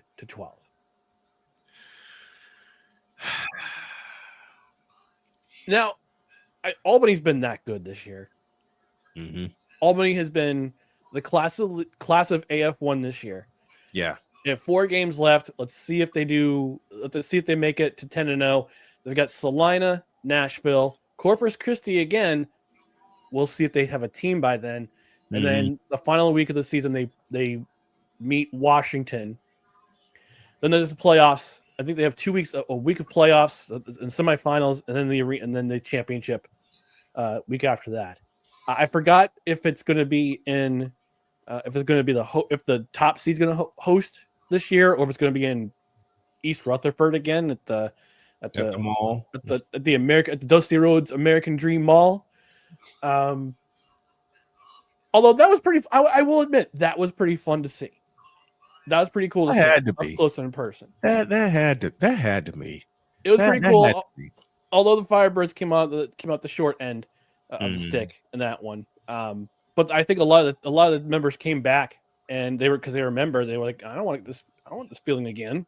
Right. And right now they bring back Sam Castronova, who played in San Antonio last year. And just Coach Damon Ware just knows how to he knows how to pick talent. And this team is fast. This team will hit you in the mouth. This team will beat you to sleep. I mean, the average margin of victory is astounding right now. Astounding. Yeah, I believe it. You beat a team by 88 points, it's bound to go up a lot. Beat a team by 88 points, and that margin of victory is going to go off the page. They've outscored their opponents 378 to 124. Man, go to work. I gotta go get it. 378 to 124. In 6 games. 378 to 120. They better host the Arena Bowl. They're averaging 63 points per game. That's all I need to know. There you go. Ryan McCawfee joining us. He's back with us on Monday mornings. And I think that's how we'll close this segment. The weirdest score or news item that you found before you come on. Because that one, to start with that one was perfect. There you go. Thanks a lot, partner. Appreciate you.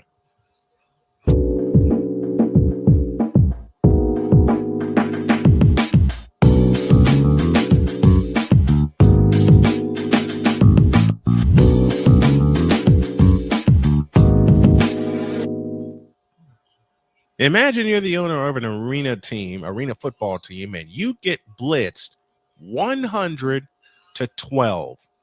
Mitigating circumstances be damned. We're back to the NBA after this.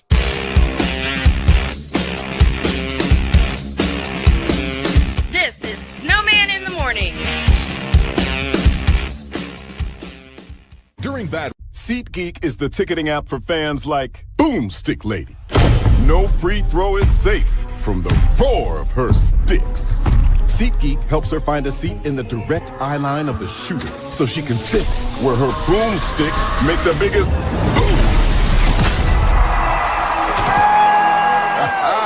Everybody okay? SeatGeek handles the tickets to sports, concerts, and more, so fans can fan. I think I finally found. Hey, how you doing? Hey, Mason. Hey, Mason. Got a new house. It's looking pretty cool so far. A place that I call home. I'm teaching Louise how to cook some lasagna. It only takes a spark to make a fire start.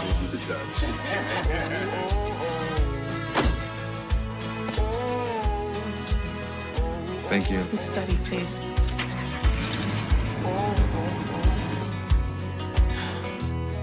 I think I finally found a place to make my own. A place that I call home. This place that I call home. My mother was always very familiar with her neighborhood, but one day she stopped at the stop sign for much longer than usual, and she didn't know whether she should go forward or turn, and she wasn't even really sure where she was at. It was very unsettling for her. I felt so much better after my son told me Mom, I don't want you to worry or be afraid. I'll be there for you, and we'll figure it out.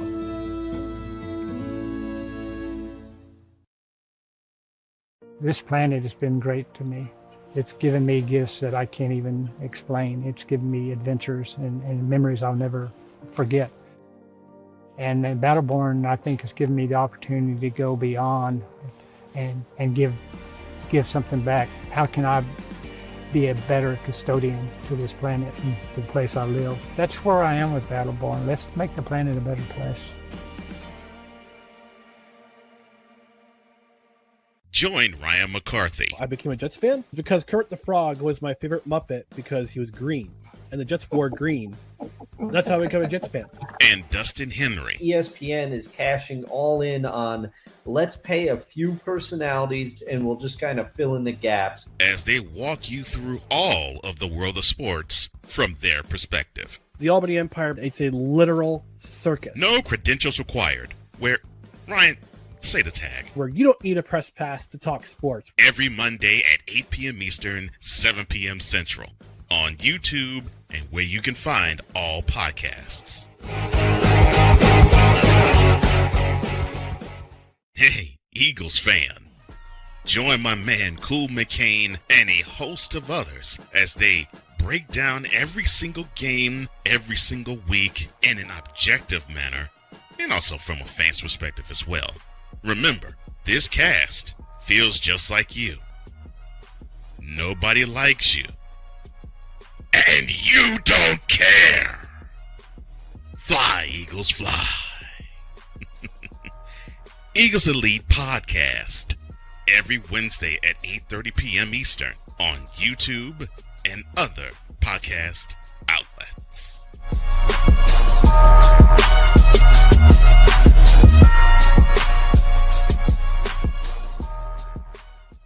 Mister? How do you operate this Twitter thing or this Instagram thing or whatever the heck? You're supposed to know all this stuff. Anyway, welcome back to the show.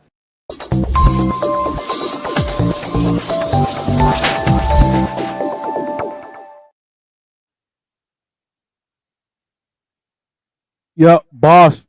Turn your mic on. See, that's your fault. How the fuck is that my fault? Fuck if I know. All right, we got somebody waiting for us.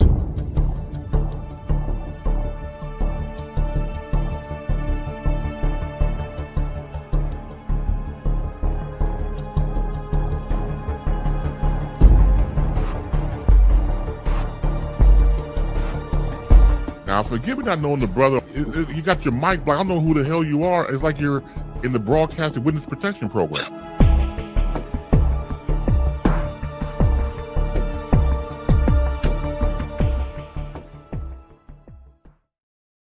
The playmaker is here to close out the show.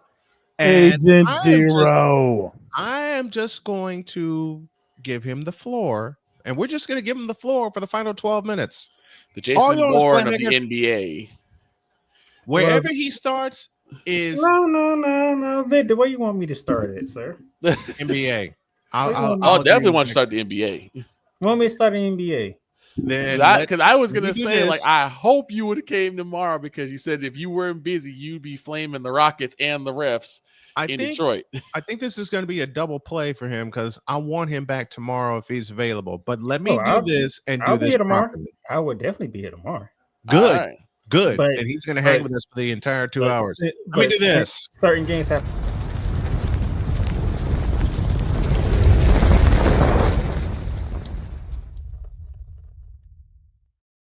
All yours, partner. Go for All it. right. So they want me in the NBA. So Big Dog. Yes, sir. What team you want to hear from?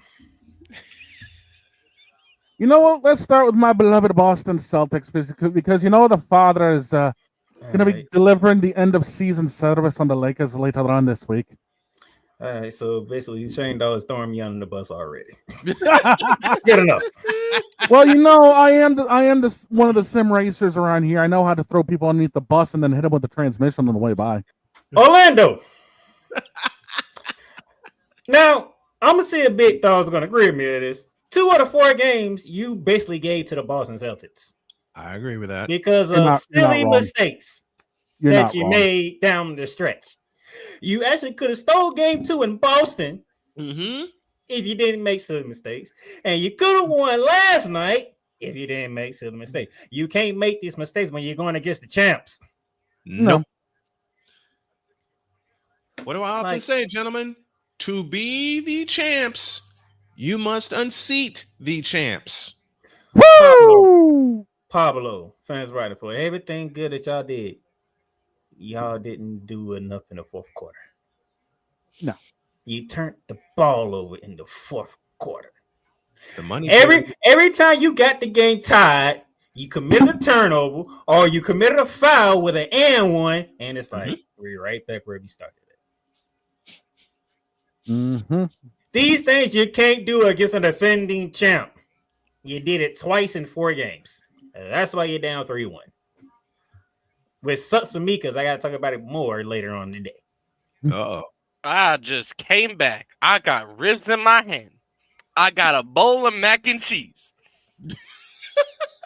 Now tell me why we're talking about the irrelevant, the hated NBA. Because that's what the hell we decided to start with. Because the playmakers here. Fair enough. Victor. Yes, sir. Who's on your list? Oh, boy. I mean, I want to go for the elephant in the room. You got a big enough tranquilizer dart for that? But actually, I'll go with the Rockets. Oh, so Houston. Hope you learned a very valuable lesson in game 3. I hope we did too. You sat there, you didn't have a Jimmy Butler on the court, and you let the Golden State Warriors come back from a double-digit deficit to beat you in game 3. Just like they did in game 1. Ouch. See, but that was Jimmy Butler on the court. They didn't have Jimmy Butler on the court for game 3. There was no Jimmy Butler at all. Nope. So Houston, Ime Udoka, what are you doing? This was a prime opportunity for you to say they don't have one of their stars. We can go into their building. We can snatch home court back and make the all Golden State Warriors look like the spot that they're in. The 7th spot. No. The teams I cheer on have one big problem. They can't win at home. My Panthers can't win at home. My KU football can't win at home. My Houston Rockets, oh look, what can I say? Can't win at home. Ladies and gentlemen, Ray Jr. But you know, here's I don't mind a game 1 loss because it's the first time that team was in that environment, so they had to understand the magnitude of what was happening. And then Chef Curry said, "This is why I am the chef around here." Yep. Then you see how they respond to the game too. I said, "All right, take that to San Francisco." Then they got even more interesting when they said Jimmy Butler would be out. I was like, "Oh Lord, Houston has a prime opportunity to get home court back," and yeah, effed it up. I hope they bring it back tonight because I'm planning on doing a doubleheader. I'm going to call Panthers Lightning and then Rockets Dubs. And if it is a double point deficit in the fourth quarter for my Rockets, I'm cutting stream off. No, you're not. Houston, I hope you learned a valuable lesson. You take the games that are handed to you. You don't give them back. Well, Playmaker, this ain't Christmas. I want to ask you, what was that, Droid? What? I'm asking this is a question for the Playmaker. What do the Rockets need to do tonight? Not F it up again. Go back and watch game 2.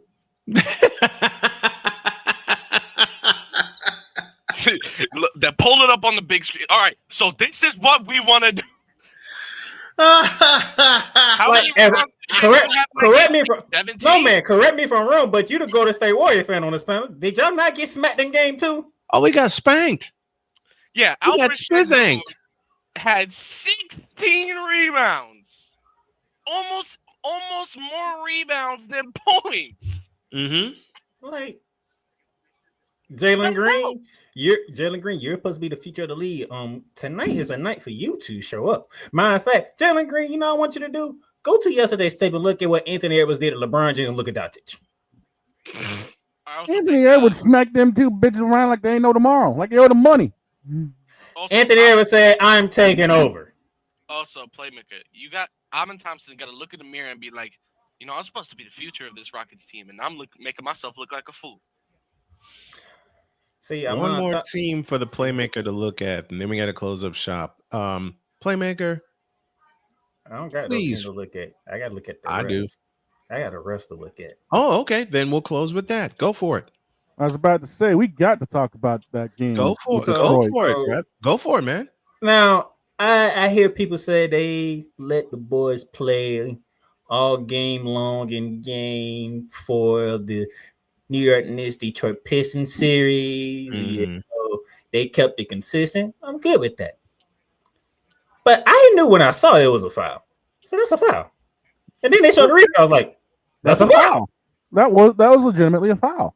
And then right after the game, they said it. They said it was a foul. Upon further review.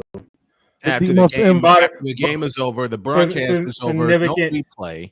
Significant contact was made to Tim Hardaway Jr. by Josh Hart, and it was a foul. Like we saw. The ever more infamous 3 words, upon further review. Do y'all realize y'all just decided a whole series just then?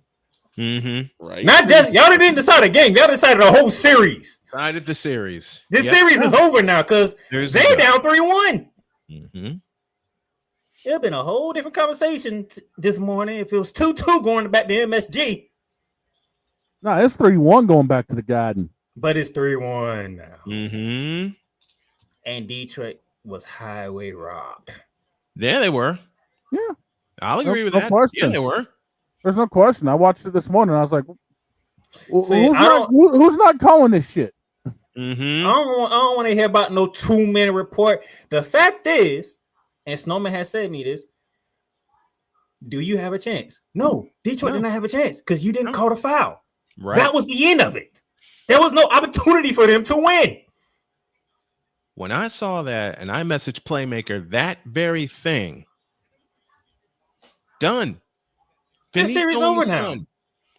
To borrow the words of my good friend Accountable Commentary on YouTube, finito in the sun for the Detroit Pistons. And it's not even their fault. No. Dunsky's. It is not. It is not. It's Dunsky's. They're done because the opportunity was taken from them. Yep. Twice. Stolen. They're done because the rep. They're done because the rep. Twice in the final 30 seconds. Twice. Yeah. And the biggest thing foul calls. Yeah, the biggest thing is the refs botched it worse than Sinkata ever botched his entrance. This series is done now. They're not coming back from 3-1. Even though that does bring up nightmares for me in some aspects of Snowman would know what I'm talking about. Yes. Yes, indeed. But Detroit ain't coming back from this 3-1 deficit. Not against this New York team. Not against them. Nope. Not a chance. What's the Vince McMahon song? No chance in hell. No chance in hell. You got no chance. Miami, I need y'all to do me one favor. Let's do what Memphis did in Game 4. That's it. All I ask is for effort. That's it. Memphis gave me effort in Game 4. It just wasn't meant to be, but they gave me effort. Can y'all give me some effort? Because what y'all did in I'm gonna stop. Games. Stop there. I'm gonna stop right there. All right. Save it for tomorrow.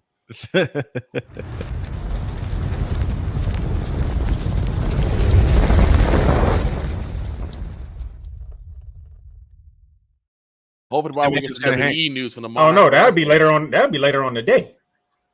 Ain't about and then the playmaker's gonna hang. And then the playmaker's gonna hang with us all day tomorrow. That's what I said. Like, hopefully we flames on the fire. What'd you say, Vic? Hopefully we get some talk from the Monarch of Wrestling himself tomorrow. Oh, if the Monarch of Wrestling shows up tomorrow, dude, you know somebody else is gonna be poking his head in. Oh, he's already poking his head in. I already know that. All right. Thanks, Playmaker. Appreciate you. See you tomorrow.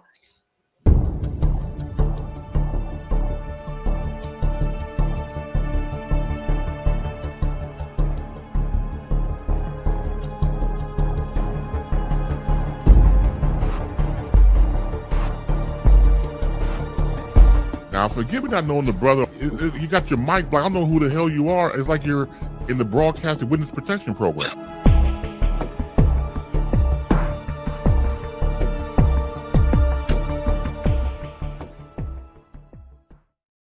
Now, right, before we go, yes, we were forgetting one thing. What's that? Mike Patrick. Oh, that's right. That's right. 80 years young when we lost Mike Patrick, the original voice of Sunday Night Football. Him, Joe Theismann, Paul McGuire were Sunday Night Football on ESPN for all of us. Tomorrow, I will open the show with a broadcast dedication, not just to Mike Patrick, but to all the influencers of broadcasting that influenced me to get in the play-by-play game, which is now 30 years strong. I have a lot of people to thank. We'll do that to open shop tomorrow. Have a great day. God bless. Remember to make your next move your best move. And always remember, if your dreams don't scare you, they're simply not big enough. Dream big, do bigger. We are, and we hope y'all are too. And get ready for some broadcaster highlight packages tomorrow as we honor Mike Patrick, Jim Durham, Jack Buck, Vin Scully, and a whole host of others. We're going to have some fun. Oh, and yeah, the Playmaker's going to hang with us too. God bless y'all. We love you. So long, everybody.